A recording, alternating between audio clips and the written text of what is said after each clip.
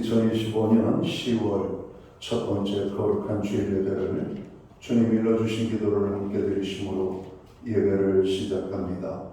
너희는 이렇게 기도하라. 하늘에 계신 우리 아버지여, 이름이 거룩히 여김을 받으시오며 나라의 마옵시며 뜻이 하늘에서 이룬 것 같이 땅에서도 이루어지리이다. 오늘날 우리에게 일용할 양식을 주옵시고 우리가 우리에게 죄 지은 자를 사하여 준 것 같이 우리의 죄를 사하여 주옵시고 우리를 시험에 들게 하지 마옵시며 다만 악에서 구하옵소서. 대개 나라와 권세와 영광이 아버지께 영원히 있사옵나이다. 아멘. 주보에 있는 찬양으로 주님 앞에 나갑니다. 오라 우리가 여호와의 산에 올라. 오늘 이 찬양의 고백으로 나갑니다.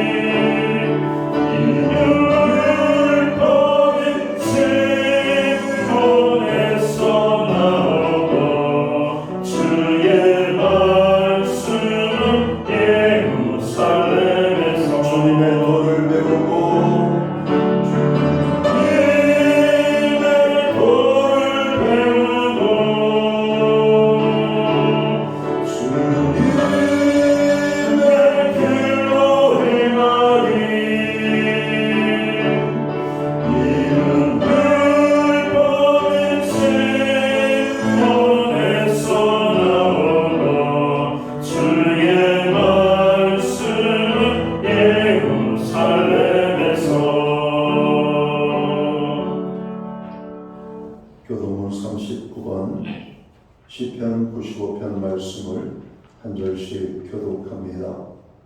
오라 우리가 여호와께 노래하며 우리의 구원의 말씀을 연하여 즐거이 외치자. 우리가 감사함으로 그 앞에 나아가며 시를 지어 즐거이 그를 노래하자. 여호와는 크신 하나님이시오 모든 전보다 크신 왕이시니 땅의 깊은 곳이 그의 손안에 있으며 하늘의 높은 것도 그의 것이로다. 바다도 그의 것이라 그가 만드셨고 육지도 그의 손이 지으셨도다. 오라 우리가 굽혀 경배하며 우리를 지으신 여호와 앞에 무릎을 꿇자. 그는 우리의 하나님이시오 우리는 그가 기르시는 백성이며 그의 손이 돌보시는 양이기 때문이라. 아멘. 자리에 작사하시겠습니다. 찬송가 28장 찬양. 오늘 이 찬양으로 하나님 앞에 영광 돌리고 드려지는 예배를 위하여 최경 목사님 기도하시겠습니다.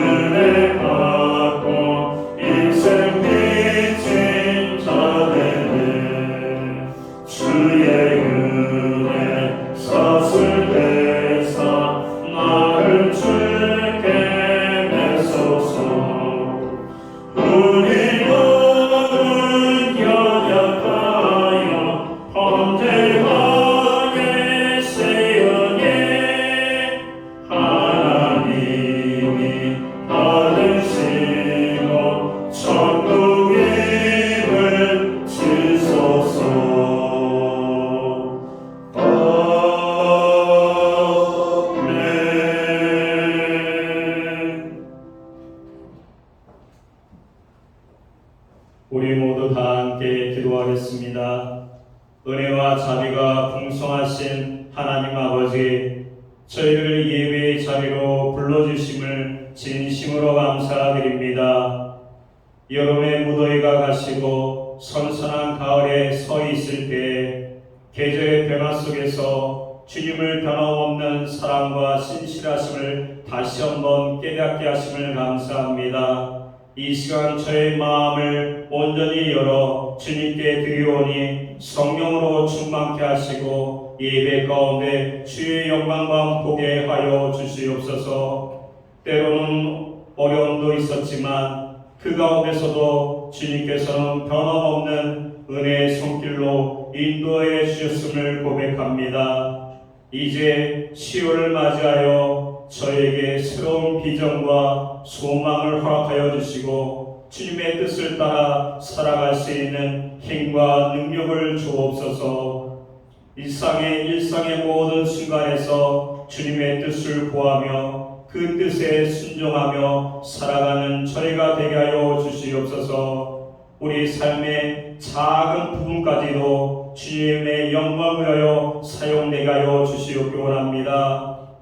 추석 명절을 맞이하여 가족과 친척들을 만나는 시간 속에 주님께서 주시는 사랑과 평안이 모든 가정 위에 넘쳐나게 하여 주시옵소서. 이 명절이 단순한 만남의 시간이 아니라 믿지 않는 가족들에게 복음을 전할 수 있는 절호의 기회가 되게 하시고 우리 언행 하나하나가 주님의 향기를 전하는 통로가 되게 하여 주시옵기 원합니다. 특별히 추석 연휴 동안 오고 가는 길을 안전하게 지켜주시옵기 원합니다. 하나님, 이 시간 귀한 말씀을 증거하시는 담임 목사님께 성령 충만함을 허락하여 주셔서 진리의 말씀을 증거할 수 있도록 인도하여 주시고 능력의 말씀이 되게 하시고 심령마다 변화되고 치료되는 놀라운 은혜를 경험하게 하여 주시옵기 원합니다. 지금은 첫 시간입니다. 마치는 시간까지 주님께서 함께하여 주시옵소서. 감사드리며 예수 그리스도의 이름으로 기도드립니다. 아멘.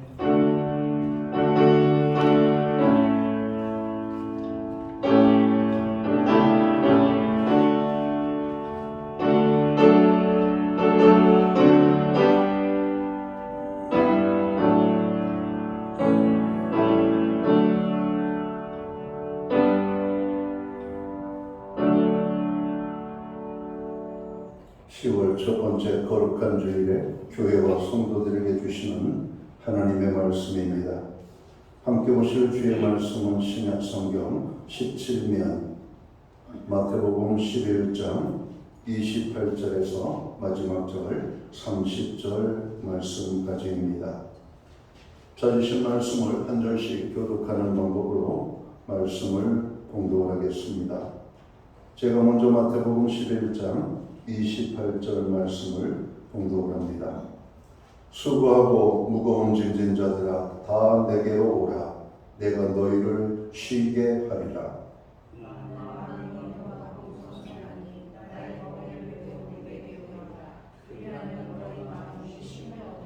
30절은 함께 읽겠습니다. 이는 내 멍에는 쉽고 내 짐은 가벼움이라 하시니라. 아멘. 찬송가 215장 찬양, 오늘 이 찬양 1절과 2절 찬양으로 하나님 앞에 영광 돌리고 드려진 헌물을 위하여 봉헌 기도 드리겠습니다.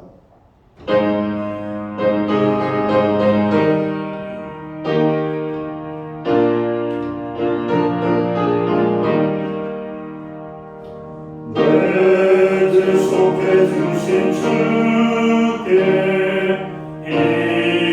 정성하니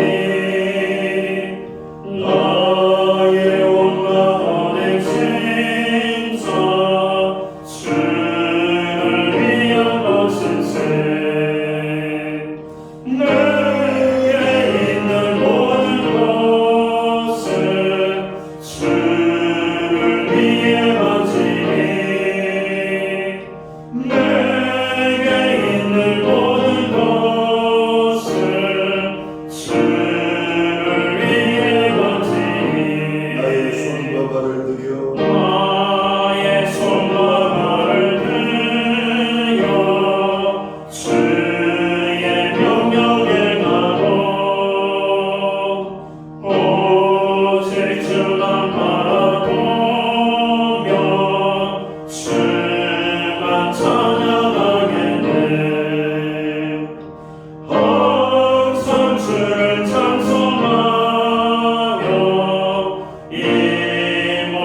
바치오리라. 항상 주를 찬송하며 이만 바치오리라.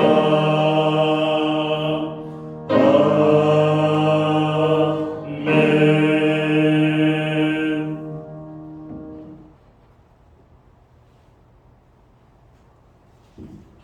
드려진 헌물 위하여 봉헌기도 드리겠습니다. 만복의 근원이 되시며 모든 생명의 주인이 되시는 창조주 여호와 하나님 아버지, 오늘 우리에게 10월 첫 번째 거룩한 주일을 허락하시고 또 이 날을 기억하게 하시며 우리로 하여금 아버지 하나님의 성전을 향하여 나아갈 수 있도록 은혜를 베풀어 주심을 진심으로 감사함을 드립니다. 이곳에 모인 주의 백성들이 오늘도 입술을 크게 열어 존귀하신 하나님의 성호를 찬양하며 경배하며 예배함으로 나아갈 때 우리가 드리는 이 예배를 통하여 하나님 홀로 큰 영광을 받아 주시옵소서.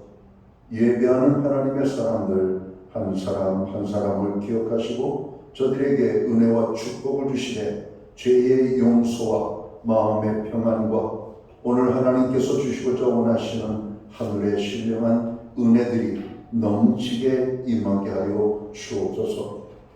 오늘 여러 가지 아픔과 슬픔과 정로 연약함을 가지고 나아가는 신령들에게는 하나님의 은혜로 인하여 모든 문제가 해결되어지고 평안한 마음으로 아버지 하나님 예배를 마치고 돌아갈 수 있도록 인도하여 주시옵소서. 하나님, 이 시간 저희들이 주께서 베풀어 주신 은혜와 축복을 기억하며 감사할 뿐만 아니라 오늘 귀한 예물로 하나님 앞에 봉헌의 예물을 드립니다. 11조의 예물로, 각종 제목의 감사의 예물로, 목적성 헌물들과 주일연금으로 주님 앞에 드립니다. 드려진 모든 손길들을 기억하시며 저들을 축복하여 주시되 하늘 복 내려주시고 땅의 복으로 넘치게 하여 주옵소서. 영육간의 강건함을 주시옵소서. 간과하여 부르짖는 기도들마다 응답의 축복으로 함께해 주옵소서. 손대는 모든 범사에 풍성한 열매가 있게 하여 주옵소서. 가정에는 화목을 주시고 우리의 일터와 산업과 기업의 현장에는 하나님의 함께 하심으로 인한 넘치는 열매와 풍성이 임하게 하여 주옵소서. 선물로 주신 우리의 자녀들 주님 축복하시고 함께하여 주셔서 그 모든 일로 인한 간증이 넘쳐나게 하여 주옵소서. 하나님, 우리로 하여금 우리들 자신 복받는 일에 힘쓸 뿐만 아니라 저로 우리보다 더 연약한 심령들을 위하여 기도할 수 있는 중보의 아버지 하나님 삶을 살게 해주심을 감사합니다. 오늘 우리는 기도합니다. 정으로 연약한 지체들과 형제 자매들, 아픔을 당한 이웃들을 위하여 기도합니다. 특별히 세계와 열방을 위하여, 나라와 민족을 위하여, 교회와 성도들을 위하여, 고난 중에 있는 우리 형제 자매들을 위하여, 그리고 우리의 가정과 자녀들을 위하여 간구합니다. 부르짖어 간구하는 모든 기도들마다 하나님 받으시옵고 응답의 축복으로 역사하여 주시옵소서. 특별히 우리의 가정들을 위하여 기도합니다. 하나님, 가정의 주인이 되신 하나님, 가정에 복의 복을 다하여 주옵소서. 여호와를 경외하는 가정, 말씀에 순종하는 가정, 하나님의 은혜가 넘치는 가정, 구원의 기쁨이 있는 우리의 가정들 되게 하여 주시옵소서. 가정의 눈물들을 씻어주시고 가정의 모든 연약함이 기쁨과 감사의 고백이 되게 하여 주시옵소서.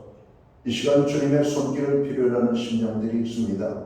주님의 손길이 스쳐 지나가는 곳들마다, 머무는 곳들마다, 만져주시는 곳들마다 놀라운 역사들이 나타나게 하여 주옵소서. 치유가 일어나고 회복이 일어나고 변화가 일어날 수 있도록 주님 역사해 주옵소서. 특별히 마음이 상한 자들과 저 육체의 질병으로 인하여 고통 중에 있는 자들을 주님의 특별한 치료의 손길로 어루만져 주시옵소서. 우리에게 드릴 수 있는 환경과 믿음으로 드리게 하심을 감사합니다.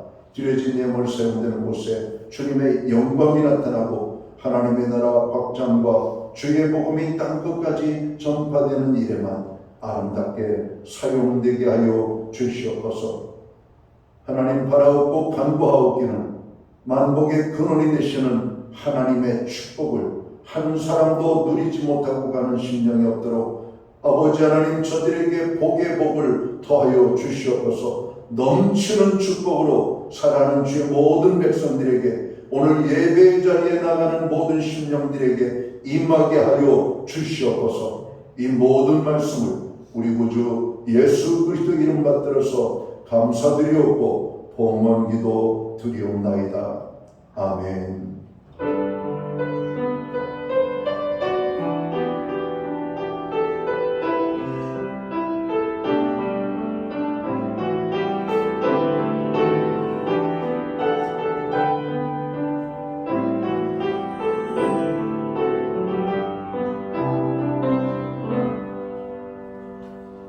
저는 시험교회를 대신해서 10월 첫 번째 거룩한 주일 예배에 참여하신 모든 교우들을 환영합니다. 가정에서 영상으로 예배를 드리고 있는 오늘 믿음의 권속들에게 주님의 사랑과 평안으로 문안의 인사를 드립니다. 우리 옆에 계신 분들, 앞뒤에 계신 분들을 서로 축복하는 사랑의 인사 함께 나누면 좋겠습니다. 반갑습니다. 축복합니다. 주의 은혜가 함께하는 복된 예배의 자리가 되기를 간절히 소원합니다.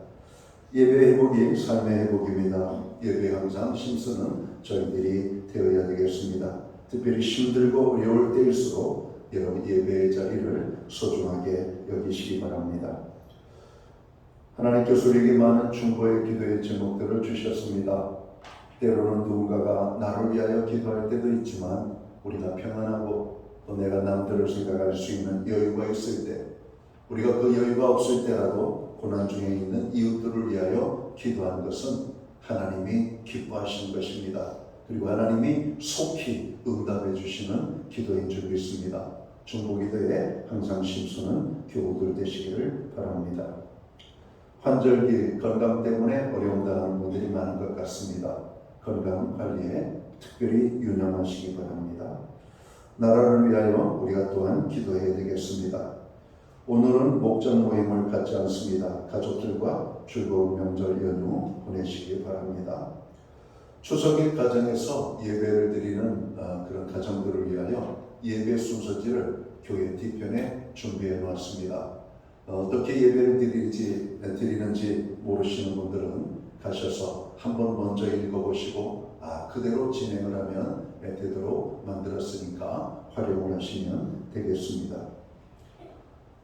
추석 연휴 기간 동안 교회는 새벽 제단과 수요예배를 드리지 않습니다. 가정에서 기도하시기 바랍니다. 연휴 기간이지만 교회는 온라인 성경 공부를 여러분 이번 수요일에도 제공을 하도록 하겠습니다. 수요일 날 제공되는 성경 공부에 여러분 잠시 시간을 내서 함께 참여하시면 되겠습니다. 금주는 헌신의 방법이라는 제목을 가지고 공부하도록 하겠습니다. 김순영 권사님 가정에서 10월 강단 곳곳이 헌물을 해주셨습니다. 기타 다른 교회 소식은 주보를 참고해 주시고 여러분 기도할 때마다 교회와 어려움 당하는 이웃들을 위하여 기도해 주시기를 바랍니다. 이제 수능 시험이 얼마 남지 않은 것 같습니다. 수험생들을 위하여 기도해 주시고 또 명절 연휴를 맞이하고 있지만 여전히 나라를 지키는 일에 저는 헌신하고 있는 오늘 대한민국의 여러분 국군을 위하여 그리고 오늘 연휴 동안도 쉬지 못하고 일하는 그런 산업의 역군들과 모든 공직자들을 위하여 여러분 기도해 주시면 고맙겠습니다. 오늘 우리는 신약성경 마태복음 11장 28절에서 30절 마지막 절 말씀까지를 봉독을 했습니다. 이 말씀을 중심으로 명절의 기쁨이라는 제목을 가지고 함께 은혜의 말씀을 나누고자 합니다. 일본의 혼다 다카요시라고 하는 분이 그런 얘기를 했습니다. 이 테크놀로지 시대에 사람들은 더 외로워진다 이렇게 말하고 있습니다. 그래서 그는 alone together라고 하는 단어를 썼어요. 함께 있는 것 같지만 우리는 늘 홀로일 수밖에 없는, 이번 명절 연휴 기간에도 고향에 못 내려가는 젊은이들이 그렇게 많다고 합니다. 취직 자리를 잡지 못하고 여전히 구직을 하고 있는 우리의 젊은이들, 고향에 가면 여러분 듣는 소리가 여러분 그들에게는 부담이 될 거라고 생각합니다. 연휴 기간에도 고향에 못 내려가고 도시에서 홀로 책과 씨름하고 있는 우리의 젊은이들 응원하고 그들에게 좋은 일자리와 또 좋은 미래가 펼쳐질 수 있도록 여러분 기도해 주시면 좋겠습니다. 그리고 오늘 우리가 사는 이 시대를 어떤 사람은 부모로부터 분리되는 시대, 사람들로부터 분리되는 시대다 이렇게 말하고 있습니다. 언젠가부터 우리 사회는 함께 있기보다는 혼자 있는 것을 더 좋아하고 혼자 지내기를 원하는 사람들이 많아지고 있다는 것을 우리가 알게 됩니다. 그래서 이 고독이라고 하는 단어, 나홀로라고 하는 단어가 과거에는 아주 부정적인 단어로 들려졌지만 요즘 주변에 보면 홀로 지내는 분들이 너무나 많은 것 같습니다. 이제 몇 년이 지나가면 우리나라는 둘 이상 함께 사는 사람들보다 혼자 사는 1인 가구가 더 많아질 것이라고 이야기를 합니다. 사람들과는 멀어지지만 우리는 저로 여러 가지 많은 것들을 여러분 사람들과 함께 있는 것처럼 여러분 사는 사람들이 많죠. AI 시대, 사람은 사람이지만 사람이 아닌 사람, 그래서 로봇 인간과 대화하고 로봇 인간과 함께 밥을 먹고 로봇 인간을 데리고 산책을 하는 그런 여러분 모습을 볼 때가 여러분 얼마 남지 않은 것 같습니다. 사람들을 싫어하고 멀리하는 이유가 뭘까? 사람들하고 부딪히면 상처를 받고 아픔을 받고 서로 비교되어지고 좋을 때도 있지만 사람들과 부딪히면서 당하는 여러분 괴로움들이 너무나 많기 때문에 그래요. 어느 정신과 의사는 그런 얘기를 했습니다. 많은 사람들이 정신과를 찾는데 그들이 말하는 핵심 요지는 사람이 무섭다는 겁니다. 사람이 공격을 하고 사람이 비난을 하고 사람이 조롱을 하고 사람이 사람을 괴롭히는 이런 시대 속에서 사람이 무섭다는 겁니다. 그래서 오늘 현대인들은 홀로 지내는 것을 여러분 선택하는 것이 그래서 선택하는 것 같습니다. 홀로 지내는 것이 좋아서가 아니라 사람하고 부딪히면 사람과 함께 있으면 부딪히기 때문에 그런 것은 아닌가 모르겠습니다. 미국의 MIT 대학의 한 교수는 그런 얘기를 했습니다. SNS 시대 인터넷으로는 서로가 연결되어져 있어서 상당히 가까운 것처럼 우리가 여러분 지내고 있지만 정작 서로 어울리지 못하고 다 함께 홀로인 상태에 빠진 모습이 오늘 현대사회의 사람들의 모습이다. 그렇죠? 오늘 아침에 눈 뜨면서부터 여러분 휴대폰을 손에 쥐고 SNS로 연결되어져 있는 사람들하고 소통을 했을 겁니다. 그러나 어울리지 못합니다. 모두가 다 홀로입니다. 그래서 어떤 분은 이번 이 명절 연휴에 캠페인을 벌이기를 휴대폰을 손에서 내려놓고 사람들과 어울리는 시간으로 보내면 좋겠다 하는 이야기를 하는 그런 모습을 봤습니다. 여러분 명절하면 떠오르는 단어가 뭡니까? 만남이라고 하는 단어 아닙니까? 만남의 기쁨. 경부고속도로가 만들어지고 사람들이 어떤 만나는 장소를 특정하게 지었죠. 그래서 고속도로 휴게소, 경부고속도로 1번에 있는 여러분 휴게소 이름이 만남의 광장입니다. 여러분 거기서 만나는 거예요. 각지에서 모이는 사람. 우리 경부고속도로 만남의 광장에서 만나 많은 사람들이 지금도 만나서 반가워하고 커피를 마시고 음식을 먹고 또 담소를 나누며 간식을 한 다음에 또 다시 갈 길을 바삐 여러분 떠나는 사람들이 가득하지 않을까 생각합니다. 여러분 만남이 있다는 게 얼마나 좋아요. 만남이라는 단어와 함께 더불어 여러분 쌍둥이처럼 따라다니는 단어가 뭡니까? 함께라고 하는 단어입니다. 만나면 한 사람이 또 한 사람을 만나면 두 사람이 되고 두 사람이 또 두 사람을 만나면 네 사람이 되고 그래서 함께하는 겁니다. 함께하는 모습이 얼마나 좋은가. 이번 명절은 바로 이렇게 만남이 있고 함께함이 있는 그런 명절이 되어서 명절의 진정한 기쁨을 누릴 수 있게 되기를 주님의 이름으로 축원합니다. 우리나라는 대표적인 명절이 두 날이 있습니다. 하나는 설날이고 또 하나는 추석입니다. 그리고 이 설은 한 해의 시작을 의미하죠. 그리고 추석은 추석에 대한 감사의 의미가 담겨 있습니다. 먼저 한국적 명절의 의미를 대략적으로 살펴보면 명절이 가지는 의미는 여러 가지일 수 있습니다. 그 중에서 가장 큰 의미는 가족 공동체의 결속을 다지는 데 의미가 있다고 할 것입니다. 명절은 부모를 찾아갑니다. 가족들을 찾아갑니다. 명절 때는 교통이 혼잡하여도 사람들은 즐겁게 고향으로 내려갑니다. 혈연과 가족 공동체를 중시하기 때문에 그렇습니다. 뭐니 해도 이 세상에서 가장 소중한 것은 가족입니다. 가족은 피로 맺어진 관계죠. 그리고 하늘이 맺어진 운명적인 관계입니다. 어떤 것으로도 끊을 수가 없습니다. 이런 가족을 세상에 무엇과 비교하면 무엇과 바꿀 수가 있겠습니까? 그런데 오늘날은 이렇게 소중한 가족들이 해체되고 나눠지고 있습니다. 이것은 세상에서 가장 불행한 일이죠. 하나님이 우리에게 주신 아름다운 공동체, 여러분 가정이잖아요. 악한 마귀 사단은 이 가정이 하나로 뭉친 것을 가장 싫어하죠. 그래서 가정을 자꾸 깨트려 버려요. 세대 간의 갈등, 또 부부 간의 갈등, 여러분 어떤 시댁과 또 어떤 며느리의 관계, 또 처가와 오늘 사위와의 관계, 여러 가지 많은 것들로 인하여 부딪히고 아픔을 당하고, 그래서 여러분이 가족 관계를 깨뜨리려고 하는 요소들이 많이 있음을 보게 됩니다. 함께함이 축복이고 함께함이 여러분 즐거움인데, 그러나 악한 마귀 사단은 하나님의 백성들이 함께하고 즐거워하는 것을 가장 싫어하거든요. 사단 마귀가 또 공격하는 공동체가 뭡니까? 교회 아닙니까? 교회는 어떤 사람이 모입니까? 하나님의 가족들이 모이잖아요. 예수 그리스도의 보혈의 공로로 말미암아 십자가의 구속의 은혜로 우리가 하나님의 가족이 되었죠.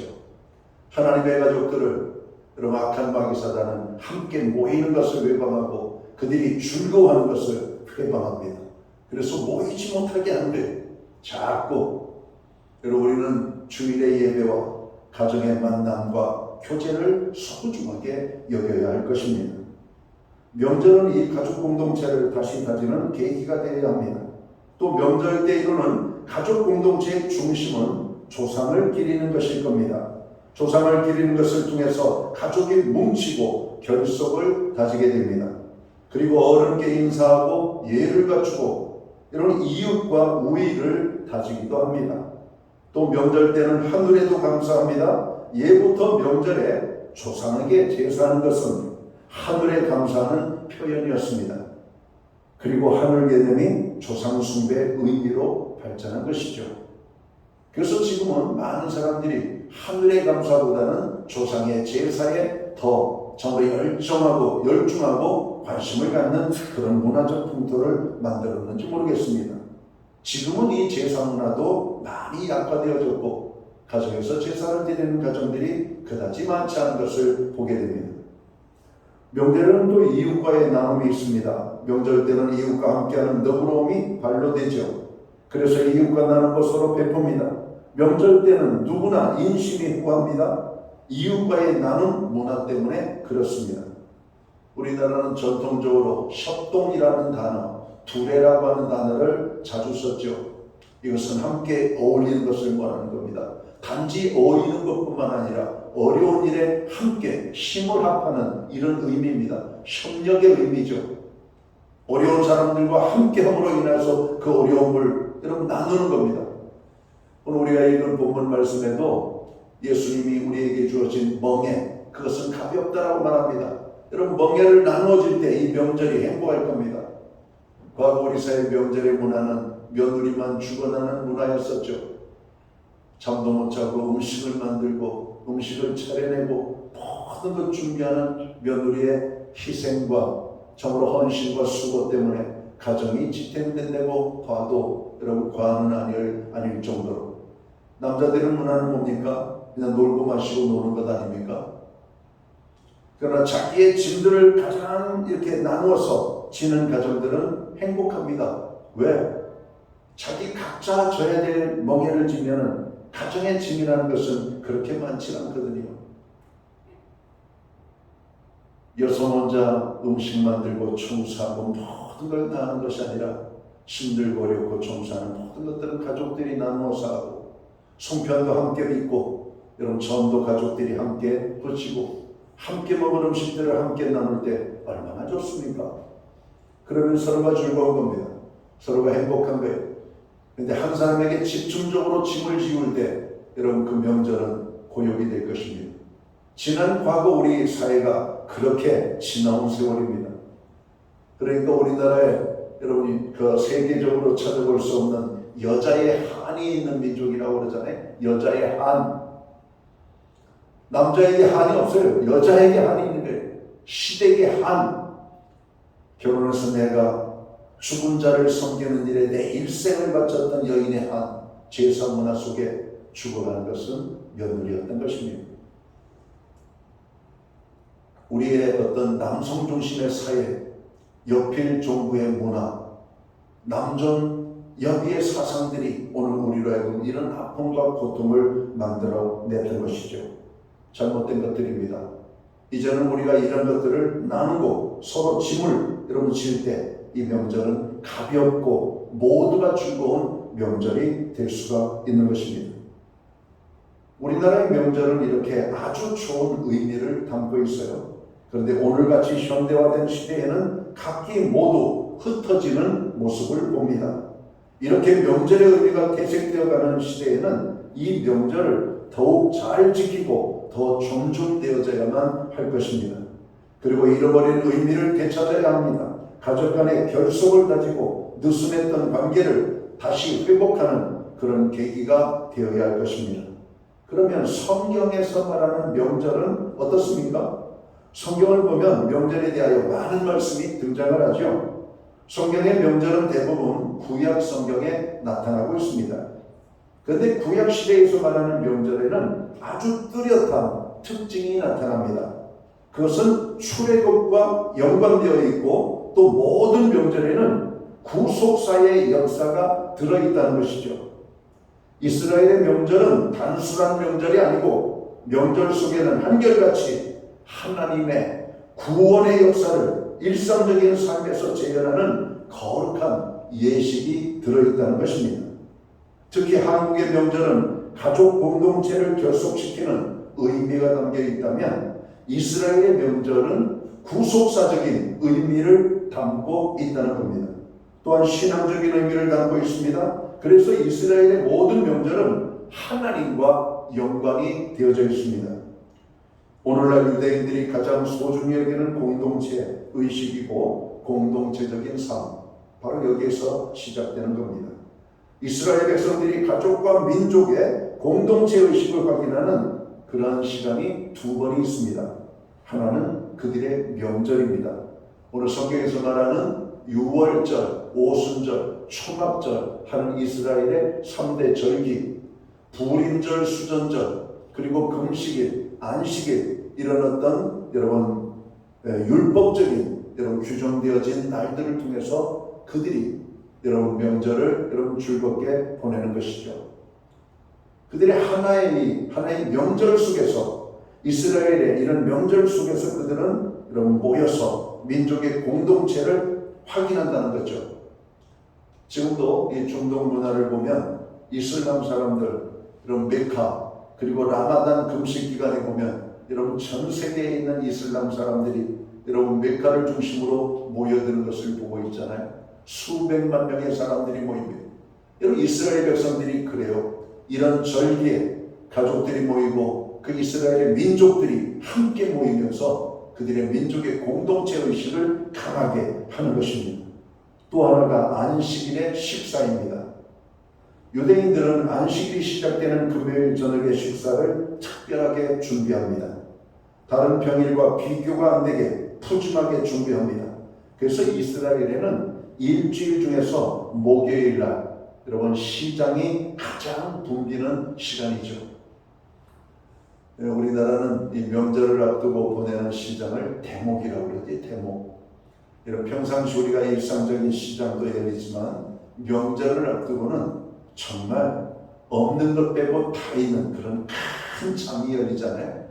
그 장에는 수많은 사람들이 모여서 물건을 사가고 팔기도 하는 이런 모습들. 다른 때 음식을 준비하는 것보다 더 많이, 더 귀한 것들을 준비하기 때문에 여러분 더 많은 여러분 필요가 여러분 발생되어지는 그런 것입니다. 아마 그런 의미에서 대목시장이라고 말을 하는 것 같습니다. 안식일 저녁 식사를 이스라엘 사람들은 준비를 하는데 안식일 저녁 식사에는 모든 가족들이 모여서 식사를 합니다. 평소 식사 대접을 하려던 이웃들이나 친척들이나 손님들을 초대합니다. 유대인들의 안식일 저녁 식사는 작은 규모의 축제라고 말을 하죠. 그 시간에 가장 중요한 것은 전체 가족들이 하나님께 나아가는 축제를 이루고 가족 공동체를 이루는 시간이라고 하는 겁니다.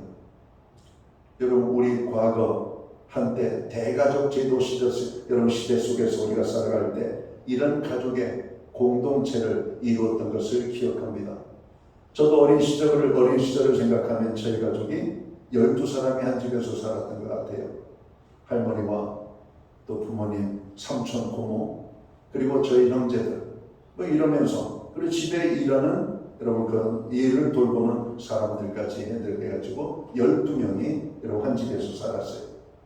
그 12명의 식사를 준비할 때 여러분 얼마나 대단했겠어요. 밥그릇 국그릇만 해도 12개씩 24개 여러분 반찬들 수저젓가락 여러 가지 많은 것들을 여러분 따지면 얼마나 대단했을까 하는 생각을 합니다. 저희 어머니 그래요. 쌀 한 가마니 여러분 방 앉아서 놓으면 얼마 못 먹고 금방 들어간다고. 오늘 현대인들은 쌀보다 빵을 좋아하는 시대죠. 쌀이 소비가 안 돼가지고 쌀값이 엉망이었는데 어제 뉴스에 보니까 우리나라의 쌀값이 치솟고 있다고 합니다. 쌀 한 가마니가 27만 원이 된대요. 여러분 쌀 한 가마니. 그러니까 20kg짜리 한 포대를 생각하면은 한 6, 7만 원이 쌀값으로 된 것 같습니다. 제가 얼마 전에 마트에 가서 쌀을 살 때 보니까 4만 대에서 5만 5천 원대에 쌌는데 많이 오른 것 같아요. 그럼 쌀값이 올라가고 있는 겁니다. 좋은 현상이라고 생각해요. 쌀값이 그동안 너무 쌌었는데 여러분 이런 쌀의 소비가 늘어나서 그런 것인지 어떻게 돼서 됐는지 모르겠지만은 여러분 좋은 것입니다. 좋은 것이에요. 안식일날 예배에 앞서서 이미 유대인들은 가정에서 공동체 의식을 집행하고 예배 행위가 이루어지고 그리고 식사 후에는 온 가족이 회당으로 가서 예배를 드리는 것으로 안식일의 시간을 그들은 보내는 모습을 봅니다. 특히 현재 이스라엘은 모든 삶과 명절과 행사와 안식일은 모두 하나님과 출애굽과 연관이 되어져 있습니다. 그리고 광야에서 살았던 삶과 연관되어져 있습니다. 출애굽과 광야는 모두 하나님의 절대적인 인도가 있었던 곳이죠. 모두 하나님의 구속사와 연관되어 있는 것입니다. 그러니까 이스라엘의 지난 4,000년 역사 가운데 3,000년 가까이 나라 없이 떠돌아다니며 살았지만 오늘날까지 유대인으로서의 중심이나 정체성이 그대로 남아있고 유지되고 있는 것이 아닌가 생각을 합니다. 공동체 의식과 정체성의 유지는 이렇게 중요한 것입니다. 우리가 대가족 제도가 무너지고 핵가족이 되었고 이제는 핵가족을 여러분 넘어서 나홀로 가정들이 만들어져가는 대한민국의 모습과 여전히 이스라엘 공동체는 가족을 중심으로 모이고 국가적인 여러분 정체성을 가지고 하나가 되어 똘똘 뭉치는 이 장면을 보고 있지 않습니까? 이스라엘과 하마스 간의 전쟁을 통해서 우리는 보고 느끼는 것이 뭡니까? 이스라엘 백성들은 흩어짐이 없다는 겁니다. 미사일이 쏟아지고 포탄이 쏟아지고 총탄이 떨어져도 이스라엘 땅에 살고 있는 그 백성들은 흩어지지 않습니다. 나라를 잃어버렸던 아픔을 가지고 있기 때문에 그래요. 그 땅이 얼마나 소중한 땅인지를 알고 있기 때문에 많은 가족들이 죽어나갔습니다. 사람들이 납치되고 죽었습니다. 많은 병사들이 여러분 전쟁터에서 죽었습니다.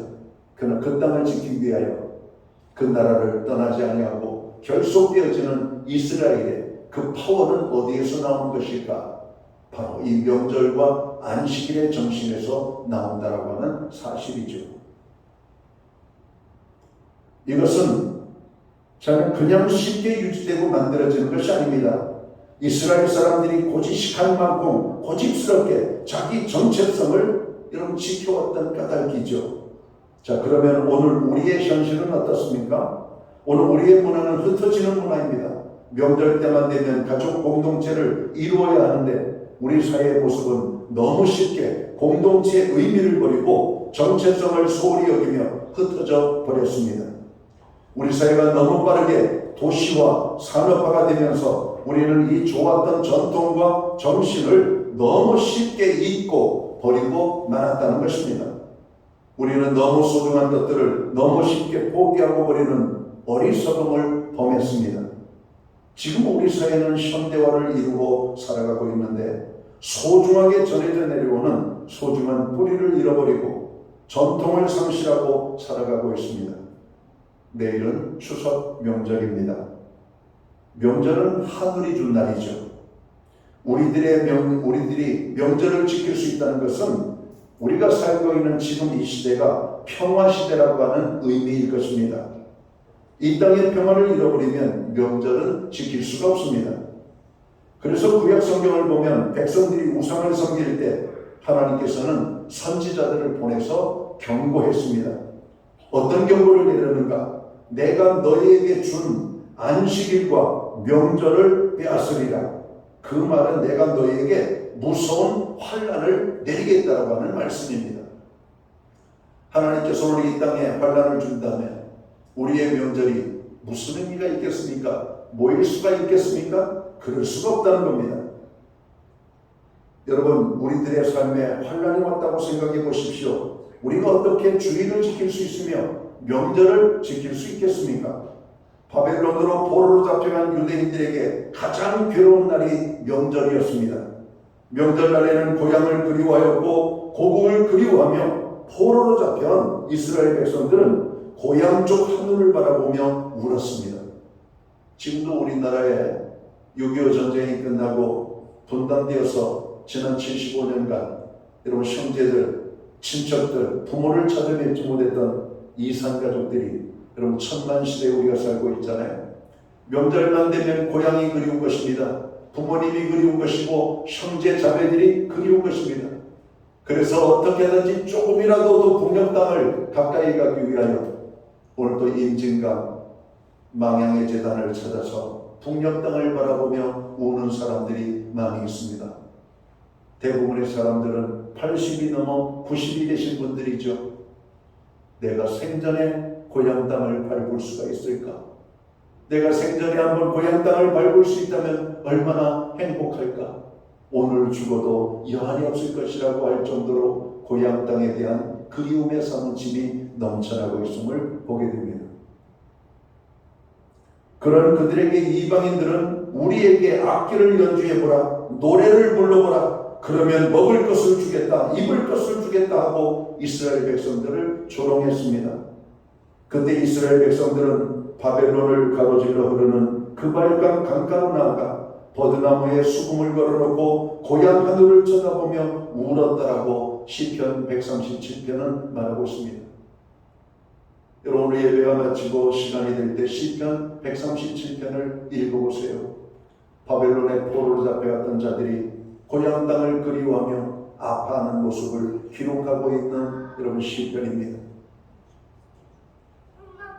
여러분, 우리가 명절을 지킬 수 있다는 것은 지금 우리들이 평화의 시대를 살아가고 있다는 말입니다. 우리에게 평안이 있다는 말이죠. 일제강점기 때 우리에게 명절은 이스라엘 백성들이 바벨론의 포로로 잡혀가 살고 있을 때와 같았습니다. 6.25 때에도 마찬가지였습니다. 그 환란의 시대에 명절이 무슨 의미가 있었겠습니까? 코로나 때에도 우리는 명절을 가족들과 보내지 못했습니다. 명절은 하늘이 준 날이고 하나님께서 우리에게 주신 축복의 날입니다. 그래서 우리들은 명절의 의미를 다시 되새기고 명절에는 먼저 하늘의 하나님께 감사하고 가족의 결속을 이루고 이웃과 함께 나누고 우위를 다지는 그런 즐거운 명절이 되어야 되겠습니다. 모두에게 힘이 있는 명절, 그릴 때 기쁨이 있죠. 모두의 짐이 가벼워지는 명절, 그래야 명절이 행복합니다. 자기의 멍에를 기쁨으로 줘야 여러분 기쁨의 명절을 우리가 맞이할 수가 있는 겁니다. 이제 명절 연휴가 여러분 시작되었고 내일은 추석입니다. 바라기는 우리 모두가 하나님의 크신 은혜 가운데 쉼을 누리고 명절의 기쁨을 누리시기를 주님의 이름으로 축원합니다. 기도합니다. 하나님 아버지, 명절 연휴를 맞이하고 있는 교회 그리고 모든 성도들이 오늘 주일을 맞이하여 하나님 앞에 예배함으로 나아갑니다. 하나님께서 우리에게 명절의 은혜를 주셨습니다. 가족들을 귀하게 여기고 부모를 귀하게 여기고 고향을 귀하게 여기며 우리가 홀로 되는 삶의 자리에서 함께하는 삶의 자리로, 그래서 명절이 나 혼자 즐겁고 편안한 시간이 아니라 함께 모이고 만나서 서로에게 즐거운 명절이 될 수 있는 이번 명절이 될 수만 있도록 주관하여 주옵소서. 이 명절에도 홀로 지내는 분들이 있습니다. 이 명절에도 갈 곳이 없는 사람들이 있습니다. 외로움 속에 있는 분들에게도 즐거운 명절이 되게 하여 주옵소서. 오늘 예배로 영광을 돌리고 돌아가는 모든 성도들이 명절의 기쁨을 정말로 하나님의 은혜임을 알고 감사하며 즐겁게 보낼 수 있도록 축복해 주옵소서.